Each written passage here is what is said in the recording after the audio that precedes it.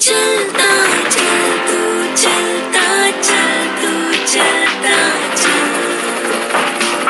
In this video, we're going to talk about thematic perception test, example number 6. Before this, we have taken 5 examples and हमने सारी stories को analyze किया था.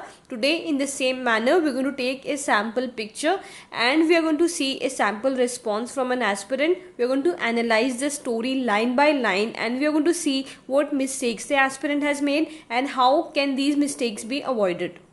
सो before we move forward, आपको TAT के बारे में कंप्लीट इन्फॉर्मेशन अगर अभी तक नहीं पता है, I have told everything about TAT, introduction, correct way to write stories and how to prepare for thematic और परसेप्शन टेस्ट. इस वीडियो का लिंक आपको डिस्क्रिप्शन बॉक्स में मिलेगा. At the end of the video we are going to see why candidates fear psychology test.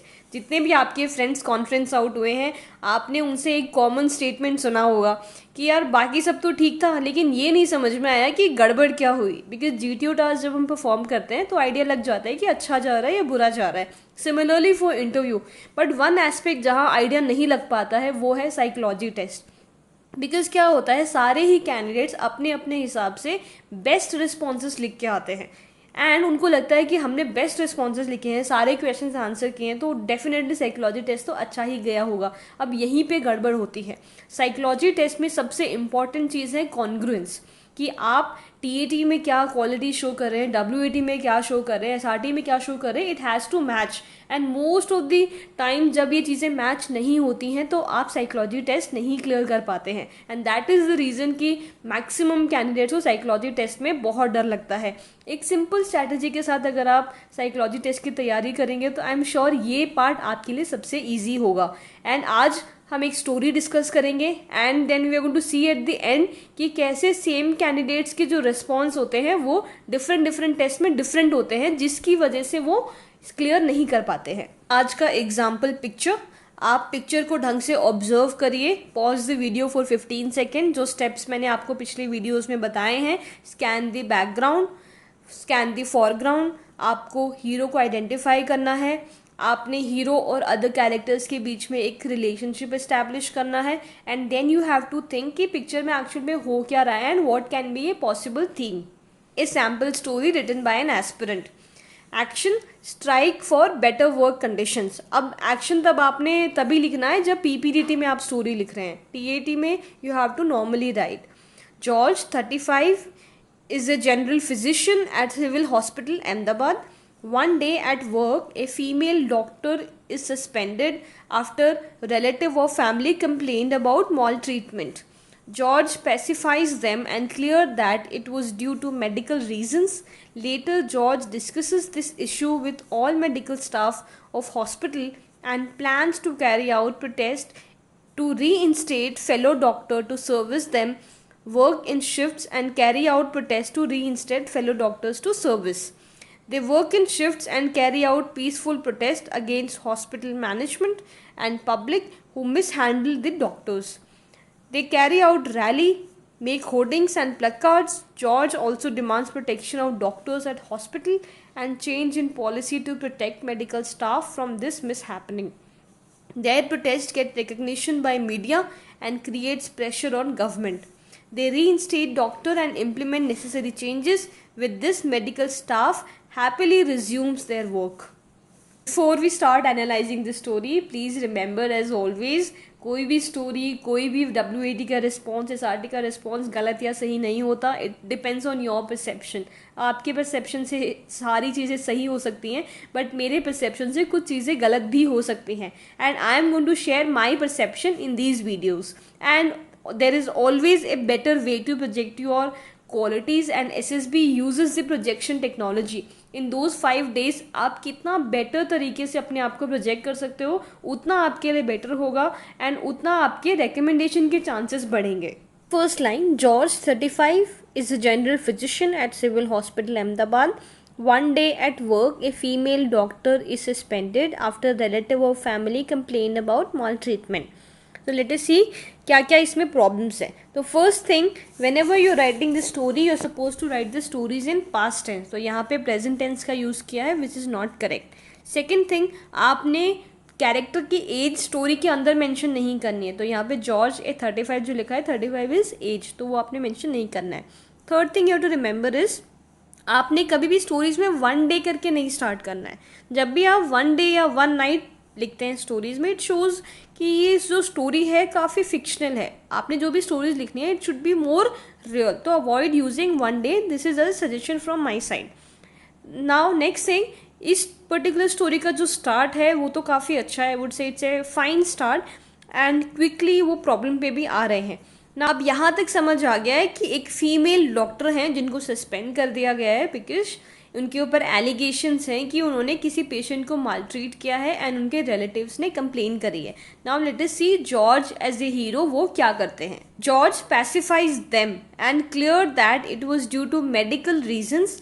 Later, George discusses this issue with all medical staff of hospital and plans to carry out protests to reinstate fellow doctor to service.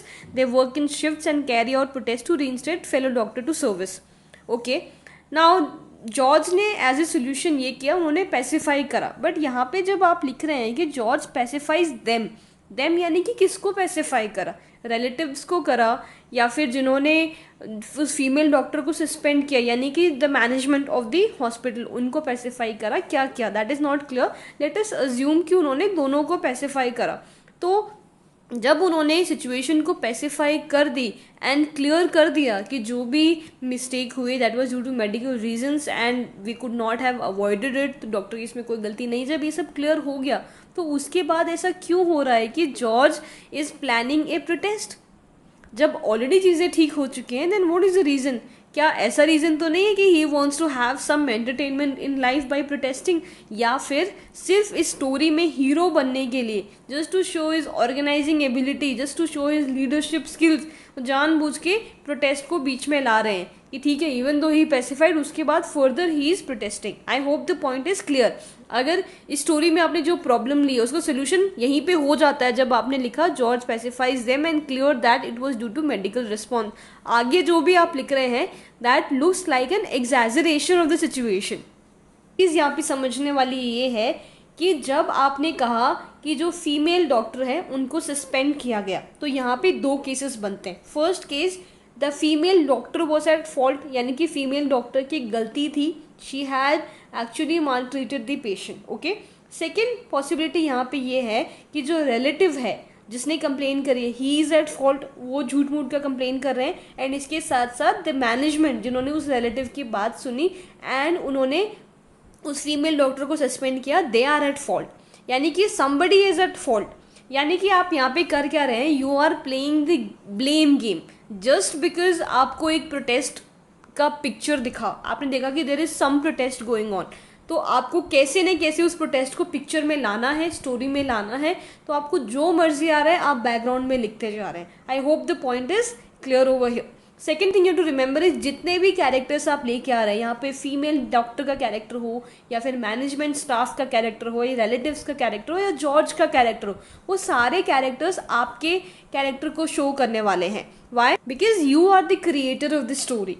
जितने भी characters imagine किए हैं आपने किए हैं। तो अगर आप एक ऐसी फीमेल डॉक्टर इमेजिन कर रहे हैं जो अपने पेशेंट्स को मॉल ट्रीट कर रही है, तो इसका मतलब वो अपने आप के बारे में आप बता रहे हैं, अपनी नेगेटिव क्वालिटीज़ आप यहाँ पे इनडायरेक्टली बता रहे हैं। On the other hand, if you are imagining a management staff और ए रिलेटिव जो फालतू में कंप्लेन कर रहे हैं, या फिर एक ऐसा मैनेजमेंट स्टाफ जिन्होंने बिना तहकीकात किए फीमेल डॉक्टर को सस्पेंड कर लिया, तो ये भी तो कोई एक बहुत अच्छा कैरेक्टर नहीं है, राइट? तो जब भी आप ये चूज़ करते हैं कि what led to the situation, कि ये जो प्रोटेस्ट हो रहा है ये क्यों हो रहा है, इसके रीजंस जब आप सोच रहे हैं, तो वो आपने थोड़े और केयरफुली सोचने हैं, because this is the most important part of the story. अगर 5 लोग जा रहे हैं एसएसबी के लिए, 5 लोगों को अगर ये बता दिया जाए कि ये स्ट्राइक क्यों हो रही है, उसके बाद का जो रिस्पॉन्स होगा वो सबका सेम होगा। बट डिफरेंस क्या आने वाला है? डिफरेंस यहाँ पे आने वाला है कि ये जो स्ट्राइक हो रही है ये क्यों हो रही है, that has to be the differential point between the candidates. I hope this is clear. आगे बढ़ते हैं। Their protest get recognition by media and creates pressure on government. They reinstate doctor and implement necessary changes. With this, medical staff happily resumes their work. तो पहला चीज़ तो जब आप हमने इससे पहले पढ़ा तब ऐसा लग रहा था कि he is protesting against the management, he is protesting against the people जिन्होंने कंप्लेन करा, जो लोग इस मिस हैपनिंग्स में इंक्लूडेड हैं, वो ऐसा लग रहा था कि उनके अगेंस्ट प्रोटेस्ट कर रहा था. बट यहाँ पे कुछ और लिख दिया. यहाँ पे is writing that their protest get recognition by media and they were able to put pressure on the government. And उसी के बाद नेक्स्ट लाइन में ही राइट जस्ट बिकॉज इतना प्रोटेस्ट कर दिया, प्रेशर आ गया गवर्नमेंट पे, और जो वो चाहते थे, जो पॉलिसीज़ वो चेंज कराना चाहते थे, वो चेंज हो गई.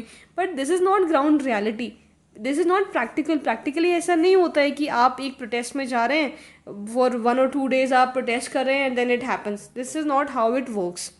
एक और चीज़ पे यहाँ पे ध्यान देना कि यहाँ पे ये लिखा हुआ है with this medical staff happily resumes their work. इसका मतलब ये था, रिज्यूम तो तभी करते हैं जब काम छोड़ा होगा. इसका मतलब ये है कि कैंडिडेट ने यहाँ पे ये भी इमेजिन किया है कि प्रोटेस्ट के टाइम पे काफ़ी सारे मेडिकल स्टाफ ने जॉब को छोड़ दिया था and they were only involve in the protest, which is again not right. Because doctor एक ऐसा प्रोफेशन है जहाँ पे आपको ट्रू टू योर प्रोफेशन रहना ही पड़ेगा. You can't be closing all the hospitals and going for the protest. Is not right. And last में M क्या था, what was the exact aim, what was the exact change in the policy they wanted, which is also not clear over here. All comments on the story. The first one, the hero is trying to be hero forcefully. Even though पहले problem को solve कर चुके हैं, फिर भी he is trying कि मैं protest करूँ, ऑर्गेनाइज करूँ, this and that. Second thing, दूसरे डॉक्टर्स को भड़काने का काम भी यहाँ पे किया जा रहा है कि आप आइए प्रोटेस्ट करिए. On the other hand he could have solved everything in A peaceful manner. Third thing, he is not thinking about the patients कि जब वो प्रोटेस्ट पे जा रहे हैं, जब वो स्ट्राइक पे जा रहे हैं, तो पेशेंट्स का क्या होने वाला है. Fourth thing, it is not clear कि वो किसके अगेंस्ट प्रोटेस्ट कर रहे हैं. Is it against the government, is it against the people, is it against the management of the hospital. Now यहाँ पे फिफ्थ थिंग, डिमांड्स भी यहाँ पे क्लियर नहीं है कि what are they protesting for, उन्हें चाहिए क्या, वो भी आपने क्लियरली नहीं लिखा है. यहाँ पे एक वेग आइडिया दिया गया है कि यहाँ पे एक ऐसा ऐसा प्रोटेस्ट हो रहा है. एंड सिक्स्थ थिंग, तो ये जो स्टोरी लिखा गया है बिल्कुल भी प्रैक्टिकल नहीं है. ऐसा एक प्रोटेस्ट अगर आप कर लेंगे एंड आपको लगता है कि एक प्रोटेस्ट से आप गवर्नमेंट के ऊपर प्रेशर बना सकते हैं, पॉलिसीज़ में चेंजेस ला सकते हैं, तो you are not thinking in a real manner. आप प्रैक्टिकली नहीं सोच पा रहे हैं. So these are my overall comments. We have seen overall comments on the story. अब हमें समझ आ गया कि ऐसी स्टोरीज हमें नहीं लिखनी चाहिए. बट एक चीज़ यहाँ पे सोचने वाली है कि जिस कैंडिडेट ने स्टोरी लिखी है वो क्या सोच के लिखी. When I asked him कि आपने ये स्टोरी क्यों लिखी and what were the qualities that you wanted to show, and his reply was, ma'am मुझे अपनी ऑर्गेनाइजिंग एबिलिटी दिखानी थी, मुझे ये दिखाना था कि मैं एक लीडर हूँ, मैं अपने लोगों के लिए स्टैंड लेता हूँ, मैं किसी से डरता नहीं हूँ, and I have the confidence to put my opinion forward. Okay, agreed. This was your aim, but that the method that you have used to project your qualities is not correct. इसीलिए मैं बोलती हूँ जब भी आप stories लिखते हैं, आप what led to the situation, जो सिचुएशन आई है वो क्यों आई है, how you are choosing that is very very important.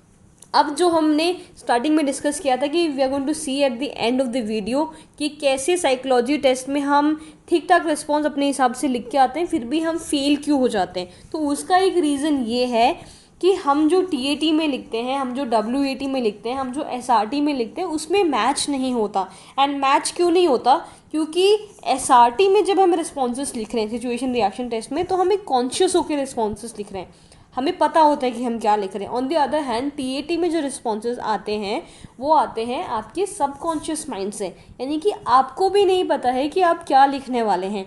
इसीलिए अपनी क्वालिटीज़ पे इम्प्रूव करना पहले ज़रूरी है और स्टोरीज उसके बाद अपने आप इम्प्रूव हो जाएंगी. ओके, थ्रू एन एग्जाम्पल कि क्यों आपके TAT और WAT रिस्पॉन्सेस के बीच में मैच नहीं होता, SRT रिस्पॉन्सेस के बीच में मैच नहीं होता, and as a result of that you don't get selected. आप साइकोलॉजी टेस्ट नहीं क्लियर कर पाते हैं. क्लियर एग्जाम्पल देखेंगे अपन यहाँ पे. तो ये एक TAT पिक्चर है जो आज हमने डिस्कस किया. यही पिक्चर मैंने इंस्टाग्राम पे स्टोरी में डाली थी एंड मैंने आपसे थीम्स पूछे थे कि आप इस पर क्या थीम्स बनाएंगे. And 99% of the people said that it is a strike. And strike के सबके अपने अपने अलग अलग रीजंस थे. किसी ने कहा कि ऑयल प्राइसेस बहुत ज़्यादा बढ़ रही हैं, उसके लिए स्ट्राइक कर रहे हैं. हांगकांग प्रोटेस्ट है, किसी ने कहा कि डॉक्टर्स प्रोटेस्ट कर रहे हैं, जैसे हमने स्टोरी में देखा। सम सेड कि ये सीए प्रोटेस्ट चल रहा है यहाँ पे, किसी ने कहा कि क्योंकि इकोनॉमी बहुत ज़्यादा ख़राब कर रही है उसके लिए लोग प्रोटेस्ट कर रहे हैं। सम सेड कि चाइना के जो प्रोडक्ट हैं उसको बॉयकॉट करना है, उसके लिए एक रैली यहाँ पे चल रही है। किसी ने कहा कि ब्लैक लाइव्स मैटर, ऐसा एक रैली चल रहा है। तो these were the kind of responses that I got. Now we are going to see कि मैंने जब एक सिचुएशन रिएक्शन टेस्ट दिया था, जब मैंने एसआरटी में एक सिमिलर सिचुएशन आपको दी थी, उस टाइम पे क्या रिस्पॉन्स था। तो जो एसआरटी था वो था his colleagues went on strike against the principal of the school. अगर हम प्रिंसिपल ऑफ द स्कूल हटा दें और कोई ऑर्गेनाइजेशन का नाम लिख दें तो भी आप ऐसी एक पिक्चर इमेजिन कर सकते हैं कि इस एसआरटी से ये पिक्चर कहीं ना कहीं रिलेट हो रही है कि यहाँ पे एक प्रोटेस्ट चल रहा है, आपके colleagues went on a strike against the principal of the school. Now let us see, जब मैंने ये एसआरटी पूछा था तब लोगों ने क्या रिस्पॉन्स दिए थे। Let us read first one. He will clear the misunderstandings between the principal and the staff and convince the principal to fulfill the demands of the staff and all the matter got cleared easily। ठीक है, अब आपको यहाँ पे clear चीज़ का पता चल गया होगा कि जब सेम सिचुएशन आपको टीएटी में दी जाती है तो आप स्ट्राइक करते हैं, और जब सेम सिचुएशन आपको एसआरटी में दी जाती है तो आप कहते हैं कि वो मिसअंडरस्टैंडिंग को क्लियर कर लेगा और वो पीसफुल मैटर में चीज़ों को रिजॉल्व कर देगा। तो ये एक डिफरेंस ऑफ आपके जो आंसर्स है वो क्यों है, रिस्पॉन्सेस में डिफरेंस क्यों आ रहा है, दैट इज बिकॉज क्यों यहाँ पे आप कॉन्शियस ब्रेन से अपनी चीज़ें लिख रहे हैं। तो आप जब सबकॉन्शियस से लिख रहे हैं तो आप ऐसे रिस्पॉन्सेस क्यों लिख रहे हैं। दूसरा रिस्पॉन्स पढ़ते हैं। He understands the matter and try to calm down his colleagues because their strike can disturb the normal schedule and causes problems to other students also. He tries to take the matter to principal for polite attitude and is accepted by all. अब जब आपको पता है कि मुझे इस situation में क्या करना चाहिए, आप एसआरटी में सही रिस्पॉन्सेस लिखते हैं, but same thing when it is asked in TAT आप सही रिस्पॉन्सेस नहीं लिखते हैं because over there response is coming from the subconscious mind. इसीलिए you will have to work on your subconscious mind, you will have to be a real leader in your real life. अगर आपने leadership role real life में नहीं play किया है तो कितना भी आप एसआरटीज़ में लीडरशिप रोल प्ले कर लीजिए, टीएटी में कहीं ना कहीं ये बहुत क्लियरली पता चल जाएगा कि आप में क्वालिटीज़ हैं या नहीं हैं। इसीलिए माय सजेशन वुड बी, जब भी आप स्टोरी का थीम चूज़ करते हैं, please imagine your self practically and mentally present in that situation. जब सेम पिक्चर का मैंने एसआरटी बना के दिया और सेम पिक्चर मैंने टीएटी में दी तो आपने रेस्पॉन्सेस में डिफरेंस देख लिया। इसका मतलब कैंडिडेट्स के जो रेस्पॉन्सेस होते हैं उनमें कंसिस्टेंसी नहीं होती, यानी कि उनके जो थिंकिंग प्रोसेस है, उनका जो बोलने का तरीका है, जो वो सोच रहे हैं, जो वो बोल रहे हैं, जो वो कर रहे हैं, उसमें डिफरेंस होता है। There is no congruence, and जब कॉन्ग्रुएंस नहीं होगा, जब कंसिस्टेंसी नहीं होगा तो डेफिनेटली आपके लिए सिलेक्ट होना बहुत मुश्किल होगा। एंड दो तरीके की कंसिस्टेंसी उनको चाहिए, one is between your GTO interview and your psych, and इसके अलावा एक और कंसिस्टेंसी जो होनी चाहिए कि आप टीएटी डब्ल्यूएटी एसआरटी में सिमिलर काइंड ऑफ चीज़ें आप दिखा रहे हैं। अगर सेम क्वालिटीज़ हर जगह दिखेंगी देन ओनली उन्हें श्योर ये फील होगा ना कि हाँ श्योरिटी से कि हाँ बंदे में ये क्वालिटीज़ हैं। I hope I have made my self very clear over here कि टीएटी पिक्चर्स प्रैक्टिस करने से कोई फ़ायदा नहीं है। जो भी क्वालिटीज़ हैं उन क्वालिटीज़ के ऊपर आप पहले वर्क करिए, and when you feel that you have most of the qualities then attempt TAT, and then you will see कि जो भी आप रिस्पॉन्सेज दे रहे हैं टीएटी डब्ल्यूएटी एसआरटी में वो ऑटोमेटिकली आपके मैच हो जाएंगे। At the end my suggestions would be, first pick up a theme which you will actually do. आप अपने आप को कॉन्शियस स्टेट में लेके आइए एंड अपने आप से पूछिए कि ऐसा सिचुएशन रियल लाइफ में आ जाएगा तो एज ए हीरो मैं इसको सॉल्व करने के लिए क्या करने वाला हूँ। Second thing, whenever you are in doubt, जब भी आपको टीएटी में समझ नहीं आ रहा हो तो उसको एज ए एसआरटी देखो, क्योंकि सिचुएशन रिएक्शन टेस्ट में किसी को इतनी प्रॉब्लम नहीं आती रिस्पॉन्सेज लिखने में, but on the other hand TAT में आइडियाज़ नहीं आते हमें, तो उसको एज ए एसआरटी देखो, उसको as a real life situation देखो कि रियल में ऐसा हो गया ना, what am I going to do. Next thing you to remember is, जितने भी कैरेक्टर्स आप चूज़ करने वाले हैं स्टोरी के अंदर, they are going to be your own character. अगर आप मैनेजमेंट के बारे में यहाँ पे लिख रहे हैं, आप फीमेल डॉक्टर के बारे में लिख रहे हैं, आप रिलेटिव्स के बारे में लिख रहे हैं, जितने भी कैरेक्टर आप लेके आ रहे हैं, it is coming from your imagination and it will definitely show your own qualities. तो बी वेरी केयरफुल कि आप क्या और कैसे लिख रहे हैं। नेक्स्ट थिंग, लास्ट थिंग जो आप ध्यान रखेंगे यहाँ पे वो ये है कि कई बार ऐसी पिक्चर्स भी आएंगी डीएटी में जहाँ पे आपको ऐसा लगेगा कि इनमें से मेरा हीरो कोई भी नहीं है, I want a hero from outside, you are free to do. जैसे कि ये वाली पिक्चर में इफ़ यू रियली फील कि आप एक स्ट्राइक का पार्ट नहीं होने वाले हो, तो ऐसा कोई हार्ड एंड फास्ट रूल नहीं है कि पिक्चर में जो कैरेक्टर्स दिख रहे हैं आपने उन्हीं में से किसी को हीरो बनाना है। यू कैन ऑलवेज से कि you are not involve in this strike and then आपने जाके कैसे स्ट्राइक को काम डाउन किया, लोगों को समझाया एंड देन पीसफुली उस मैटर को रिजॉल्व किया। This is just my idea, you can have your own idea as well. So it's just a suggestion कि अगर आपको सच में ऐसा फील हो रहा है कि मुझे हीरो बाहर से लाने की ज़रूरत है तो you are free to do that. जिस दिन मैंने एक सुकून सा था सीने में मेरे कि महफूज है तेरे हाथों में, तेरे पहरे में आंगन मेरा बन Much for watching. If the content was helpful, do subscribe to the channel. Also, if you have any questions related to SSB, you can follow us on the Instagram handle p3_.